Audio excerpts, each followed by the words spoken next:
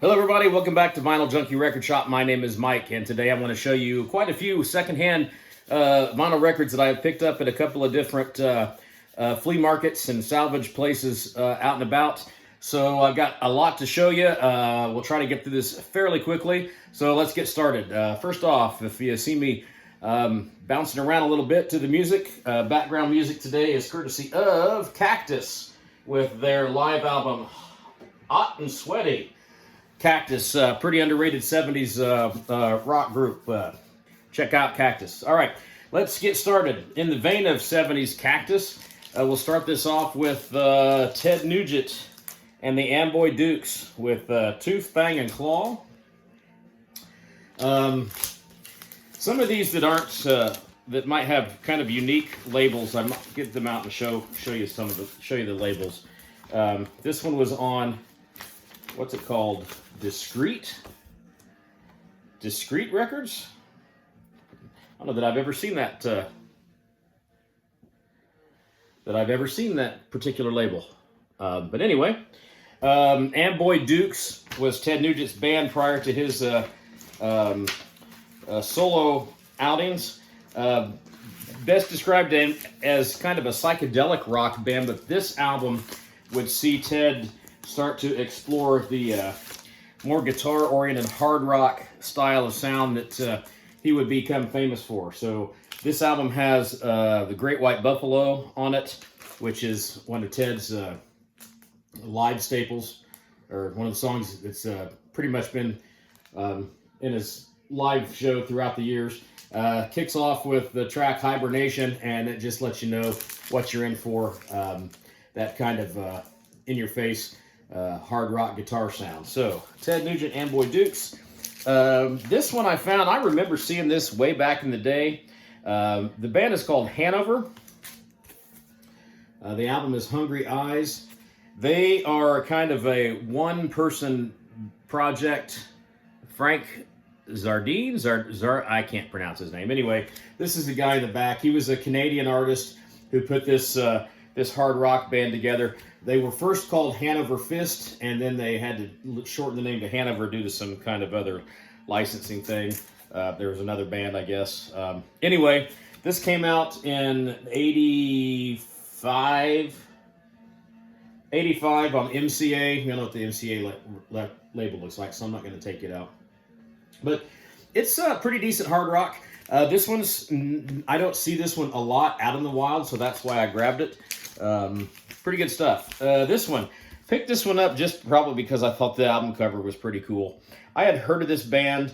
I don't know that I've ever seen this one before, but the band's called Hits, H-Y-T-S. The album is Looking from the Outside. They were signed to A&M Records. This is kind of standard AOR. This album doesn't really, the music doesn't really stand out. The album art is pretty cool. But they play an album-oriented rock that is, I got like an 80s Sammy Hagar vibe. The singer sounds kind of real similar to Sammy Hagar. So what Sammy Hagar was doing in the late 80s, you know, that's kind of comparable to what this is.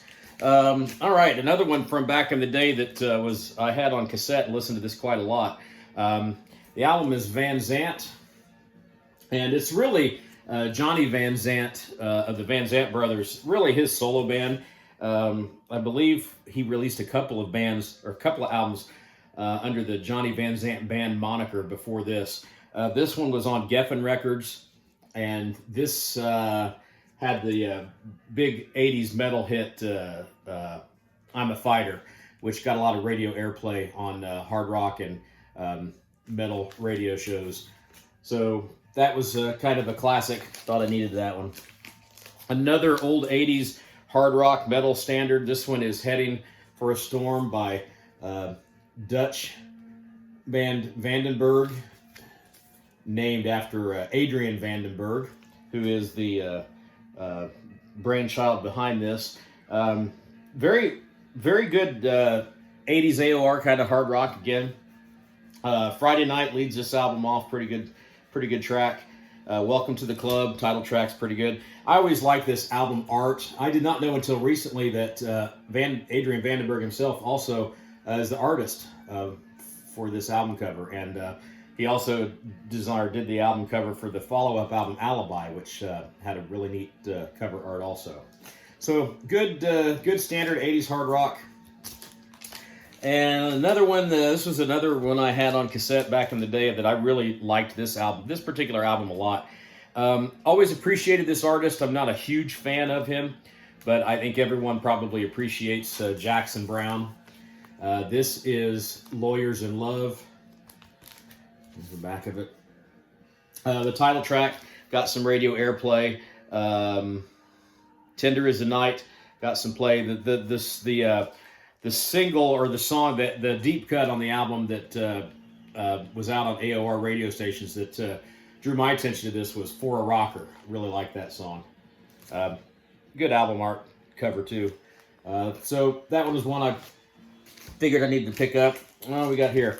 Okay, Molly Hatchet, Beating the Odds. I picked this one up just because it's looked like a better copy than the one that I got. The one I have is all beat up. The inner sleeve is kind of torn.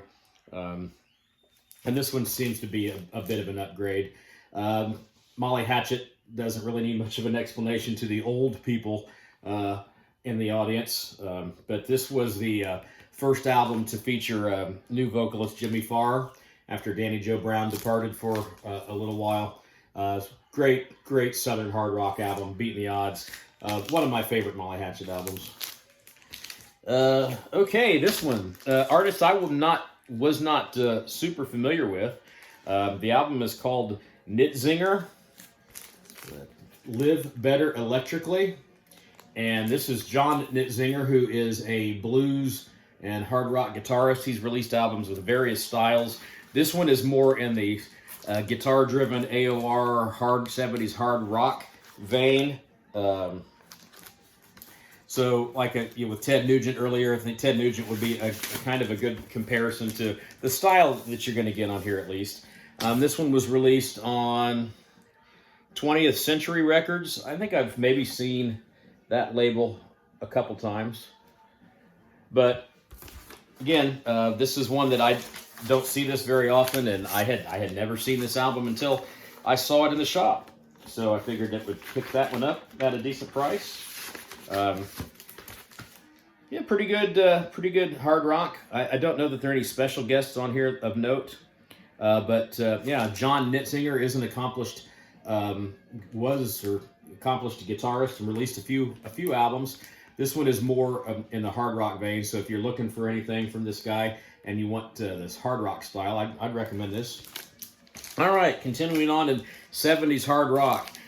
This was an underrated band that among rock aficionados is considered one of the lost really lost artists, I guess you would say. It's Trapeze, and the album is what is the album? What's it called? Hotwire? Yeah, Hotwire. Not sure what Hotwire has to do with the ice cream sundae, but anyway. This was a band that featured Mel Galley, who would go on to be in Whitesnake. And on drums, it also featured Dave Holland, who would go on to be in Judas Priest. And then the albums prior to this featured Glenn Hughes, who would go on to be, of course, Glenn Hughes, metal journeyman who's played with almost so many different people, and legendary vocalist and musician. This album's not as sought after as some of the couple earlier that preceded this because of the departure of Glenn Hughes, but this is good, serviceable guitar in and hard rock, and I've always liked Mel Galley. Really enjoyed his work on the specifically the Slide It In Whitesnake album. So I thought this was well worth the pickup. Trapeze, Hotwire. All right, I came across this one. I needed this one to kind of complete my Uriah Heep vinyl collection. This is one that I had never had. We'll edit this a little bit. It's Fallen Angel on the Chrysalis label. There's the back cover. This is one that I had had this on a cassette many years ago, and I don't even have it anymore, and it was never in great shape anyway. I don't even got it at a garage sale where I found it, but this is this, I believe, the second album with the John Lawton on vocals. Is that his name? Did I get that right? I need to make sure I'm getting that correct. Yeah, the John Lawton era. We'll go ahead and just take this out. The inner sleeve is okay. Lyric sheet. This is a really good record. A lot of people kind of got off of the Uriah Heep train when John Lawton replaced David Byron. But I think that the John Lawton era albums are all really good, and I was very happy to find this one finally at what I thought was a decent price for its condition to kind of complete my vinyl collection of the earlier Uriah Heep. All right, moving on. A lot of 70s hard rock is the theme of the day today. This is Brownsville Station, the album Yeah. There they are on the back. Brownsville Station is probably best known for the final track on this album, "Smoking in the Boys' Room," which would be redone by Motley Crue in the 80s and made the song probably more famous. If you weren't a teenager or a kid in the 70s like I was, maybe you never heard the original version. But I remember that being one of the first rock and roll songs I think that I'd really kind of heard or my friends talked about. We had it on a single a long time ago, but I'd never had a Brownsville Station album. Honestly, I didn't know a whole lot about the band. They were a Detroit rock trio that were kind of going to try to cash in on the Grand Funk Railroad train, and they never quite did really emerge, probably like they should have. They were decent act. This album is mostly cover tunes. But they perform them in the style of that kind of Detroit hard rock sound. So MC5, Alice Cooper, Grand Funk Railroad. If you like all those and that Detroit sound, you'd probably dig Brownsville Station. All right, this one is one I had seen this before. Never knew a whole lot about this particular project of Ronnie Montrose. But this is his band Gamma, their second album, Gamma 2. A pretty neat album artwork. It's on Elektra Records. This is just, it's Ronnie Montrose, so you can't go wrong. Excellent guitarist. This is kind of,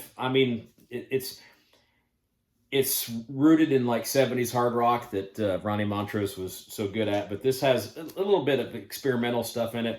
I wouldn't say it's quite like prog or anything like that, but it's got a little bit of different variety than your just straight hard rock swagger that you'd get with most of Ronnie's albums with his band Montrose. So yeah, pretty neat album art too. I recommend this if you ever see it, and I got that for dirt cheap, so well worth the investment there. Another one, just picked this up because it was really dirt cheap. This is Eddie Money with Playing for Keeps. This is one of his solo albums that I wasn't real familiar with, and it didn't have any hits on it. This was released in 1980, but it's Eddie Money. Figured that you cannot go wrong with Eddie Money. All right, more in the tradition of big 70s acts. This one is Kansas' second album, Song for America. Maybe one, Kansas had some really cool album covers. This one is really neat. It's the band in the back. Most everyone knows Kansas, pioneers of American prog rock. That they kind of took them a minute to really catch on with their kind of odd combination of prog rock and boogie rock.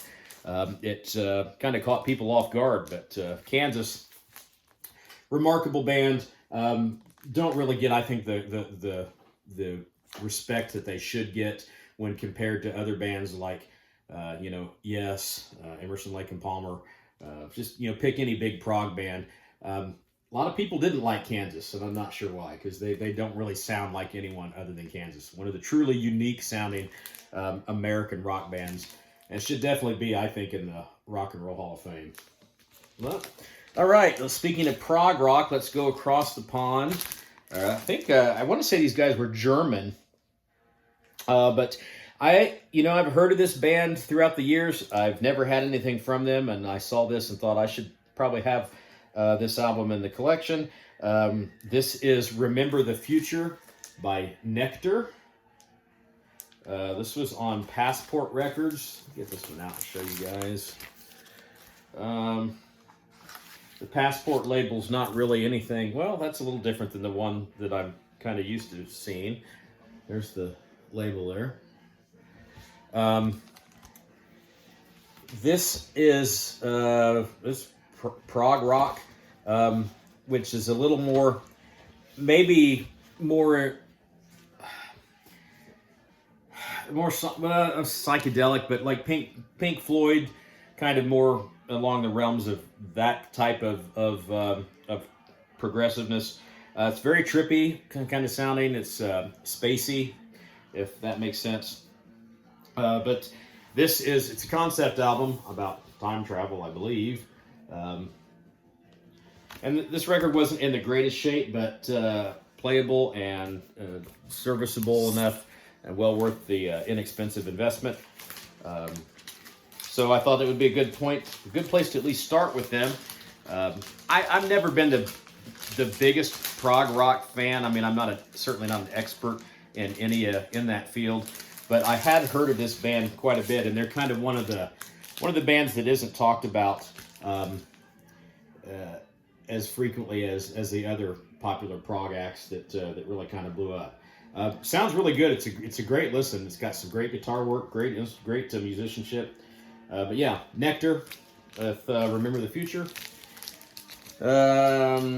I got this one just because I don't see it very often out there. In fact, this is the first time I've ever seen the album in a shop. This is UFO with Making Contact. This is the follow-up to one of my favorite albums from the 80s, Mechanics. So this is obviously Phil Mogg still in the band, but this is the Paul Chapman era of 80s UFO, and I enjoy those albums. I really like Mechanics. Like I said, I thought a fantastic album. This one is not as good. It's on the regular Chrysalis label there, but I think Paul Chapman's a good guitarist. He's not a Michael Schenker. A lot of people abandoned UFO after Michael Schenker left the band. But I think there's a stretch of these 80s UFO albums that are really good guitar-oriented hard rock. And then some good keyboard work too from is it Neil Carter? Yeah, Neil Carter. And then Andy Parker, longtime drummer. UFO, classic hard rock band. So pretty much anything by them is going to be good.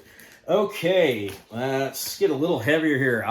I was really surprised to see this in a thrift store. This album, I don't think it was ever played. I listened to it and it sounded near mint. But this is a compilation album. It's got 4 bands on it, 2 songs from each band from the Epic label. And we have Fifth Angel, Sanctuary, Riot. Those are all classic metal bands that the metalheads in my audience will know. And then Slammin' Watusis. Not familiar with them. I remember hearing that name back in the day when these albums came out, but I don't know anything. I don't know much about them. But I do know that Fifth Angel, Sanctuary, and Riot are 3 premier U.S. Power metal bands that play that type of U.S. metal that is one of my favorite sounds. And these 2 albums, well, all 3 of these albums actually, Sanctuary's Refuge Denied, Riot's Thundersteel, which predated Painkiller, and really I think set the template for that kind of metal sound going forward into the 90s and 2000s. And then the Fifth Angel was maybe probably the lesser known of those three bands, but all three of those are three absolute stone cold metal classics. And just unfortunately, I don't have any of those on vinyl. I would love to have the OCs of all three of those, but they're highly collectible and quite expensive. And I thought to find this for pennies, essentially, with at least a few of those tracks on them, was a really great find. So yeah, Megahertz was a compilation album from Epic Metal Bands. All right, complete departure from metal. This is 70s soft rock, jazz rock. You could lots of different ways to categorize this guy, but this is Les Dudek and his debut solo album. It was on Columbia Records, produced by Boz Scaggs. Les played guitar on Boz's Silk Degrees, which is Boz Scaggs' most popular album, highest selling album. Interesting of this, kind of with the Boz Scaggs albums, you have Jeff Porcaro on drums and David Paich on keys. And Porcaro and Paich would go on to be founding members of the band Toto. And they would recruit Steve Lukather to play guitar. But Les Dudek has been on a lot of different projects over the years. This album really ranges in style. It's got some R&B jazz-oriented type of sounds to Allman Brothers jamming kind of guitar jam sounds. You could hear a lot of Duane Allman influence on Les's playing here. But some really great tracks on here. City Magic leads this thing off. Sad Clown, that's a great slow burner. And then it closes with What a Sacrifice, which I believe was covered by the Steve Miller Band, who Les played with. It's just it's got a raging finale to it with some just great guitar jamming. So yeah, this is just a really good display of musicianship. Les Dudek solo album. All right, some more kind of lost or forgotten bands from the 70s. This was from Dutch prog rock band Focus. With their album Hamburger Concerto, kind of odd sounding name. This was on the Atco label. I don't think the label looks any, yeah, it's just the standard Atco label. But this features a truly underrated guitar player in Jan Ackerman, and his work is really really fantastic. And this is just this is really great progressive music. The single from this was Harem Scarum. That's a great tune. And then the second side is the Hamburger Concerto, which is broken down into like 6 different movements. But lots of fantastic musicianship on this band. Focus, probably always going to be known for their yodeling classic Hocus Pocus. Hate to call them a one-hit wonder, though. I need to delve more into their discography. Again, like I said, I'm not a big prog guy, and I wasn't real familiar with a lot of their stuff, but I decided when I did see this, I needed to snatch that one up. All right, moving back into kind of 80s AOR, this is Night Ranger with Man in Motion. After releasing a couple of albums that were more keyboard-oriented, they went back to more of a guitar in the forefront with this one. This is not the most hard-rocking album, but there are some really good tracks on this. The album didn't really do very well, and it would be the last that this kind of classic lineup of Night Ranger would put out for a while. But there's just some smoking guitar work in here, courtesy of Jeff Watson and Brad Gillis. Those two guys were a great guitar tandem that don't get talked about a whole lot. And each one of them is just fantastic. And then, Jack Blades would go on to do quite a bit and be involved in a lot of projects. And then long-term drummer Kelly Keagy. But this would be this would be the last time that the four of those guys would play all together in Night Ranger. But decent record. I picked it up for hardly much at all, so it was well worth that. Still in the 80s, let's go back to pop rock. This is a great album, classic album. This album is almost a collection of greatest hits by Huey Lewis and the News with Sports. It was released on Chrysalis. And like I said, just almost a greatest hits collection.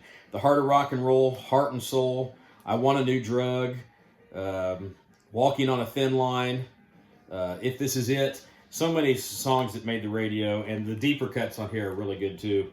Bad is Bad, that's a great song. But yeah, Huey Lewis was kind of a journeyman for a lot of different projects before he broke out into with his own band and had a string of successful albums there in the 80s. And this is arguably like I would say one of the premier 80s pop rock albums. Good stuff. All right, back to 70s prog and more kind of forgotten bands. This is a band that does not get the treatment they deserve either. And this is, I think, the 6th album from Wishbone Ash. This is New England. This is a fantastic record, absolutely fantastic. Wishbone Ash is probably mostly known for their masterpiece, Argus, and it was kind of a master class in dual guitarisms. Wishbone Ash was one of the first bands to really deploy that twin guitar sound that would go on to influence Thin Lizzy and Iron Maiden and Judas Priest and a lot of the new wave of British heavy metal bands use that dual guitar attack. But this album from Wishbone Ash, this is more kind of a return to just more song-oriented, shorter blues, hard rock-based songs. There's not a whole lot of progressivism in this album, comparable to, like I mentioned, Argus. But I really, really like this album. Standout tracks, Mother of Pearl, Runaway. Runaway is great. It's got a really ballsy, bluesy guitar riff that kind of reminds me of what Aerosmith was doing. And When You Knew Love, that's a great song. Outward Bound is a really good instrumental. This is a great underrated album from an underrated band, Wishbone Ash, New England. I'd classify this as a gem. That would be a gem. I could show that in a gem selection. Almost this one too. This one was a band. I kind of got turned on to this band by watching other videos in the community. This is Babe Ruth. This is not their debut album. I want to say this is maybe their 3rd record. But this was a band started by a guy named Alan Shacklock on guitars, and it features Janita Jenny Hahn on vocals. Vocal powerhouse, absolute powerhouse. The only problem is it sounds too much like Heart, I think, and I think that maybe why this band didn't really break out like they probably should have, because of those Heart comparisons. Their first album was had a little more progressiveness to it, and this is more just kind of bluesy hard rock. Not a whole lot of prog rock elements in this album. But so yeah, Babe Ruth. This is the 2nd album I have from them, so I thought that was a good find.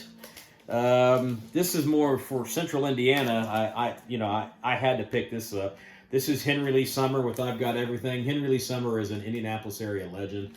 This guy, this was the guy, back in the 80s that I thought he was going to put Indianapolis rock on the map, and he did for a short time. He was probably much bigger in the Midwest than he was nationally. But Treat Her Like a Lady and Got No Money. Those were some Henry Lee Summer classics that appeared on this album. This is a really, really good album. This would be, I think, the last big studio album that he would release. It was on the CBS label. But it features a lot of local indie talent. Guys like, let's just go through the list here. Toby Myers, Toby Myers being mostly. Toby Myers was involved with a lot of indie bands, and Henry Lee, like Toby, did a lot of collaborating with John Mellencamp and the like. Probably most well known in the Midwest, but really good party rock and roll. Guy puts on a great show. He's faced a lot of adversity in his life, dealing with addiction issues and things like that. But he still tours, still plays, doesn't really record a whole lot. But this was well worth the pickup. Don't see this album out in the wild very often, and I think I only ever had it on cassette. This one I picked up. This is the Volunteer Jam 7 with the Charlie Daniels Band and guests. Charlie Daniels Band used to do this thing called the Volunteer Jam, where we put a bunch of different artists together and get together and do like a festival. One of the earliest festivals I can really remember, the recurring festivals. But this one I picked up really for, well, a lot of different tracks, but mostly the one track on side 2 is Mississippi Queen. It features Molly Hatchet with Ted Nugent, and Molly Hatchet with Jimmy Farr on vocals, like I showed earlier. So Molly Hatchet and CDB playing together, you can't go wrong. Actually, I take that back. It's Molly Hatchet with Ted Nugent on the Mississippi Queen track, and then Ted Nugent also has a cover version of Around and Around on here. And then the CDB band does a few songs. So again, for just a few bucks, this was well worth the pickup. Just for those few tracks. All right, and another one. I had never owned this album. This is a fantastic debut album from Bruce Hornsby and the Range. The Way It Is. This is kind of Bruce Hornsby was a great piano player. And this music is probably, it's not it's more mellow. It's not hard rock at all. But The Way It Is was the track that was known. Mandolin Rain was, I think, got some radio play on the Western Skyline that leads us off. This is just more keyboard driven rock. But really, really great sounding album. This was a very successful debut, and happy to find that for a really good price. Like I said, I had never had this in any format. I've only got one other Bruce Hornsby album. I have a CD from it. Night on the Town, I think is what it's called. I really enjoyed that. Played that a lot. So was happy to find this debut. And then here's one. I got this. I picked this one up just to have it. Actually, for a couple of different reasons. We'll start off. It's Ricky Medlock and Blackfoot, but it shouldn't be titled that. It doesn't sound anything like Blackfoot, which was a fantastic southern rock band. That was more hard rock than southern rock, much in the vein of Molly Hatchet. Ricky Medlock now is pretty much him and Johnny Van Zant are what is currently Lynyrd Skynyrd. This was a big departure from the typical sound of Blackfoot. This was designed to be a Rick Medlock solo album, but the label was, I think, afraid that if they just marketed it as Rick Medlock, it wouldn't do anything. So they insisted on having that Blackfoot label attached to it. So none of the other guys from Blackfoot are on here. So it really should be Ricky Medlock. But what is interesting is this features bass work from Wizard, Jerry C., who was in Mother's Finest, one of my bands that I think doesn't get enough recognition, and his brother, I believe it was his brother Harold, on drums. So that's for me at least interesting on this album, that it has that Mother's Finest connection. To be honest, these aren't the best songs. It's not a bad album. It's just it's a different kind of sounding thing than what I'm used to, from Blackfoot. And there's some hits and some misses on this, but it was worth having. And then let's see, the final few here. These are kind of more popular. You see these out quite a bit, but I negotiated. I actually came away with 11 of these ones I showed you. I felt like they were overpriced, so I negotiated the price with the guy at the shop and got them for what I was much happier paying for, and I thought was, you know, fair based upon the condition of all these. And they're all decent. They all play pretty well and are in decent shape. But anyway, this is Afterburner ZZ Top.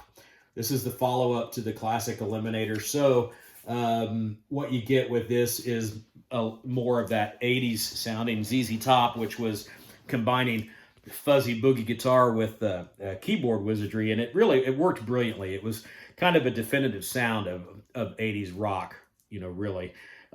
This has hits Sleeping Bag, Stages, Rough Boy, Planet of Women, Velcro Fly.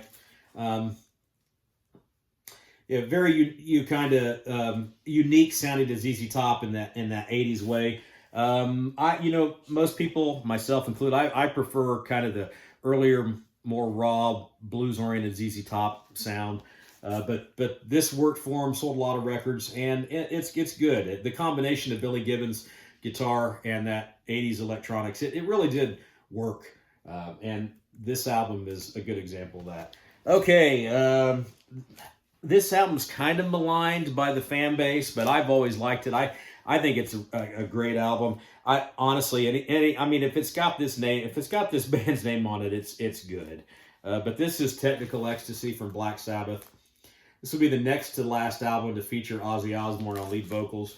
And I think what this album is kind of maligned for is it was Black Sabbath in the, when did this come out?